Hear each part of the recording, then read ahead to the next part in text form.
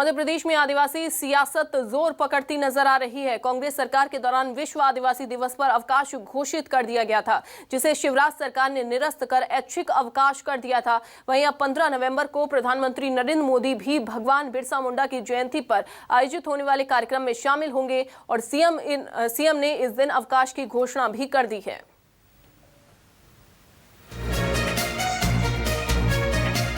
मध्य प्रदेश में आदिवासी vote bank को रिझाने के लिए सियासी पार्टियां जोर आजमाइश कर रही हैं।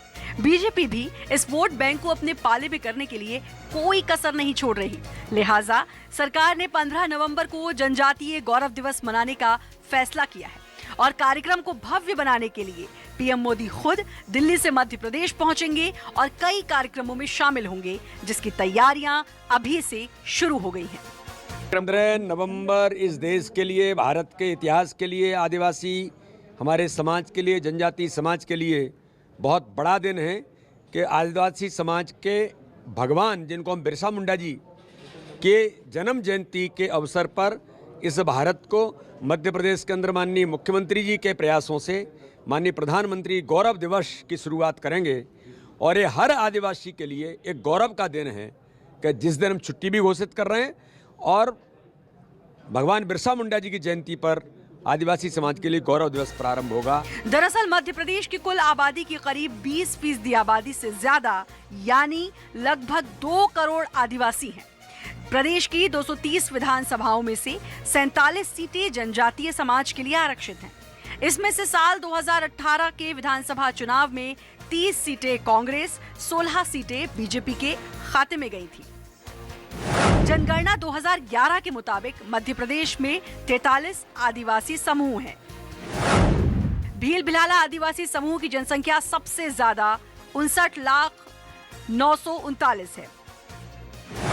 दूसरे नंबर पर गोंड समुदाय, जिसकी आबादी 50,931 है। गोंड समुदाय के बाद तीसरे नंबर पर कोल समुदाय है, जिसकी आबादी 11 लाख से ज्यादा, जबकि कोरकू समाज की आबादी 6 लाख से ज्यादा है। सहरिया समाज की आबादी भी 6 लाख से ज्यादा है। उधर 15 नवंबर को जनजातीय गौरव दिवस मनाने को लेकर कांग्रेस बीजेपी पर हमलावर है। भारतीय जनता पार्टी जो भी काम करने जा रही है या करती है, वो केवल चुनावी लाभ लेने के लिए करती है।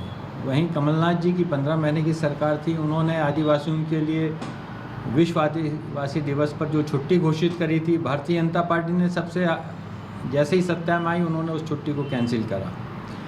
आदिवासियों के लिए जो योजनाएं कमलनाथ जी ने शुरू करी थी, उस पर रोक लगाई उन्होंने। अब क्योंकि चुनाव नज़दीक आते जा रहा है, 2023 उनको दिख रहा है, तो अब वो उनका ध्यान आदिवासियों की तरफ जा रहा है। भाई, मध्य प्रदेश में आदिवासी आबादी 20% है, जिसका सीधा असर प्रदेश में सरकार के गठन पर पड़ता है। यही वजह है कि आदिवासियों को लेकर सूबे की सियासत गर्माती जा रही है। बिरसा मुंडा की जयंती पर बीजेपी और प्रदेश सरकार जो बड़ा कार्यक्रम करने जा रही है, इसे कांग्रेस के विश्व आदिवासी दिवस के जवाब के तौर पर देखा जा रहा है।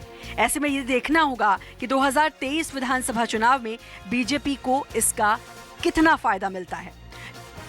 न्यूज़ 24 मध्य प्रदेश छत्तीसगढ़ के लिए भोपाल से शब्बीर अहमद की रिपोर्ट।